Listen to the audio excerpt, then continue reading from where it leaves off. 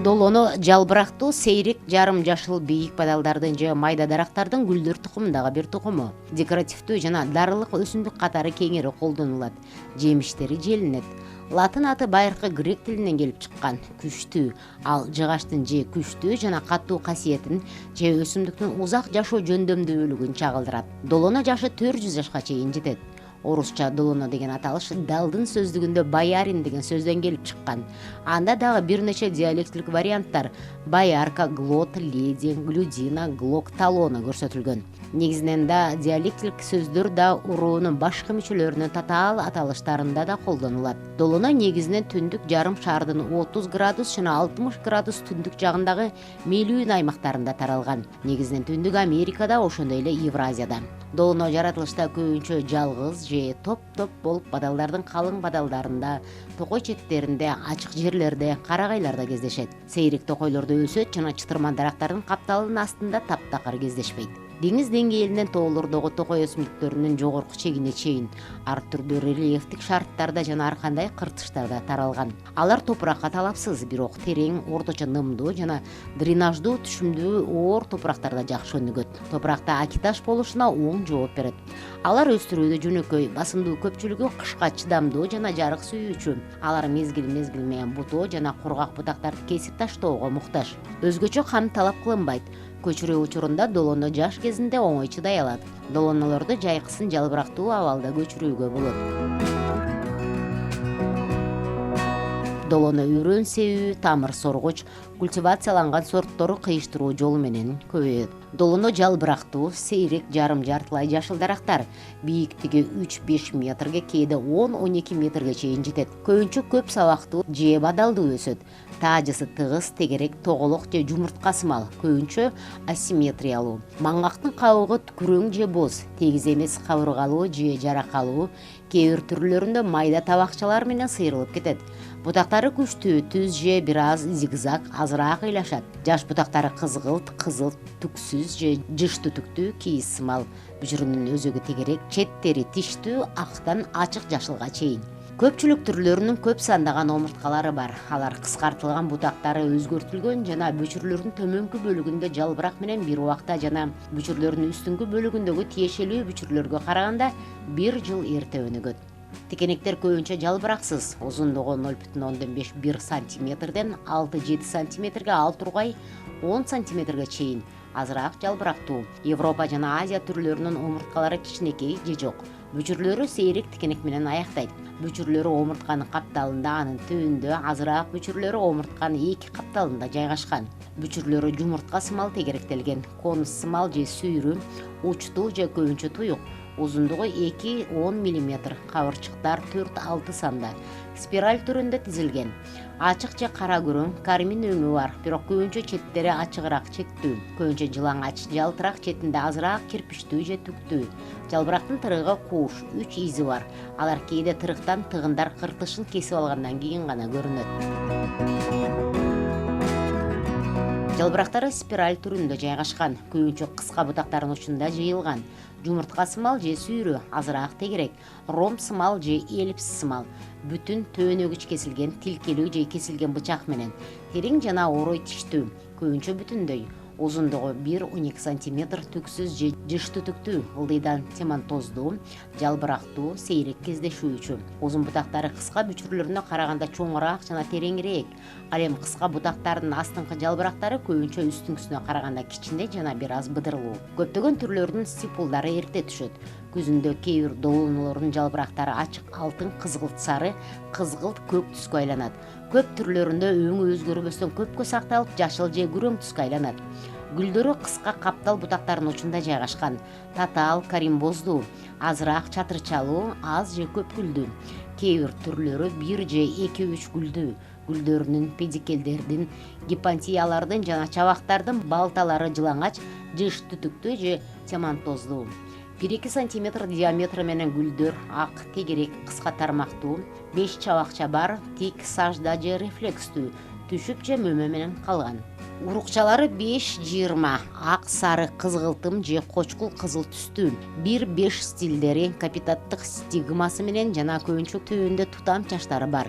Энелик 1-2 карпелден түзүлүп, арка жагынан гипантий менен биригип, карың тарабында эркин же дээрлик бош. Гүлдөрдүн курамында диметалимин бар. Бул зат эскирген балыктын өзгөчө жытын берет. Кээде жыты өзгөчө, бирок абдан жагымдуу катары сүрөттөлөт. Мөмөсү сыртынан гипантий өскөн, гинекийден пайда болгон кичинекей алма өлчөмү 0,5-4 см. Сентябрь-октябрь айларында бышат. Долононун мөмөлөрү тоголок, алмурут сымал, узунураак. Бир же бир нече чоң, абдан күчтүү, 3 бурчтуу, сөөктүү. Бул уруктар мөмөнүн үстүндөгү чөйчөкчөнүн жанында жайгашкан жана бир аз тери менен капталган. Өтө катуу таштуу кабыгы бар. Саргыч же күрөң түстөгү, 3 бурчтуу, капталынан кысылган жана килдүү, жылмакай, кабыргалуу, тиштүү же майдаланган сөөктөр. Ар кандай көлөмдөгү жана формадагы гипостил. Жемиштин түсү түрүнө жана сортуна жараша болот.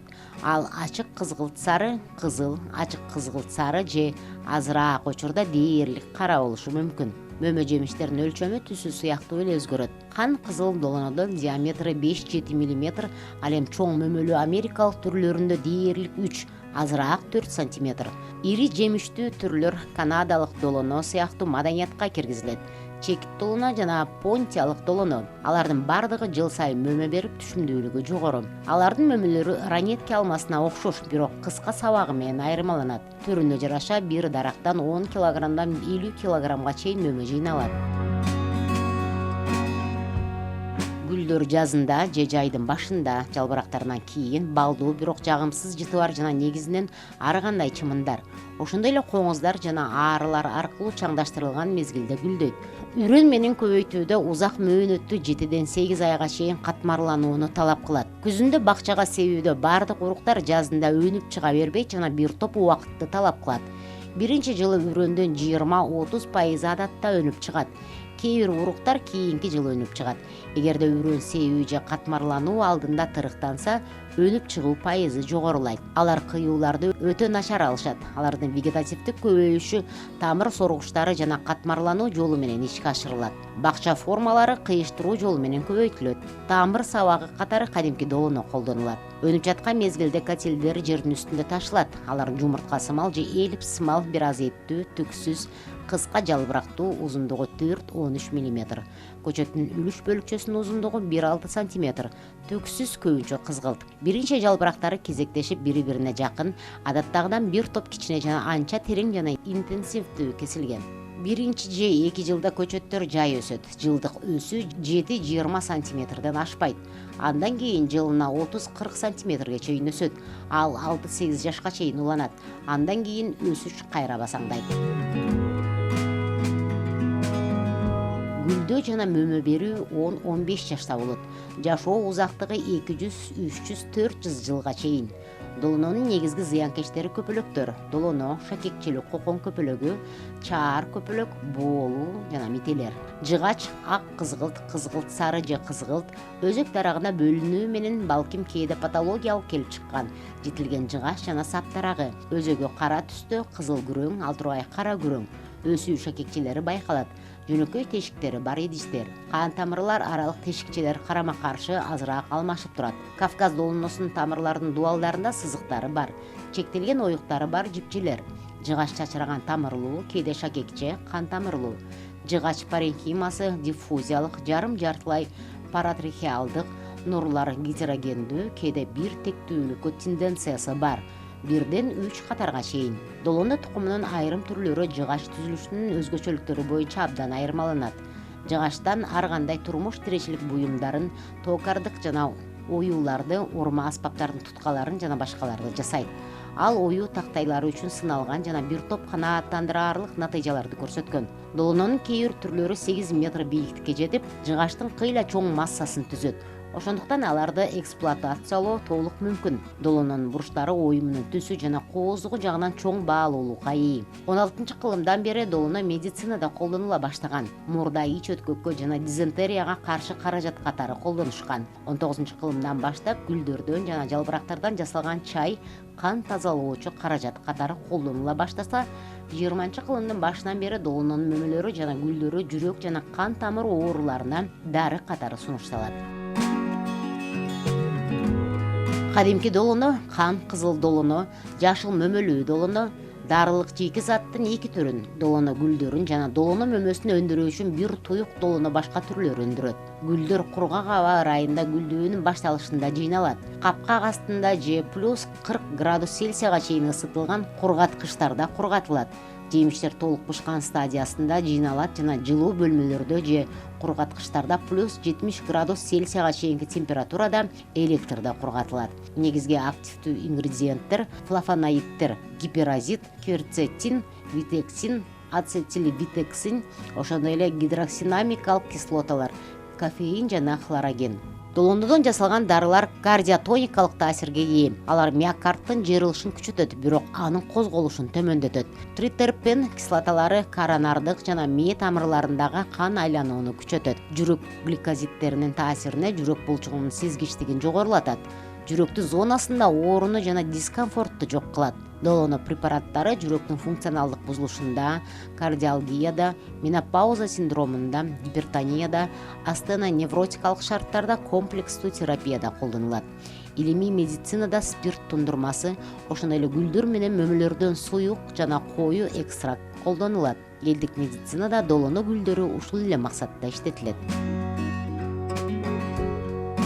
Бансай катары кадимки долоно. Америкадан Европага бир нече түрү алынып келинген.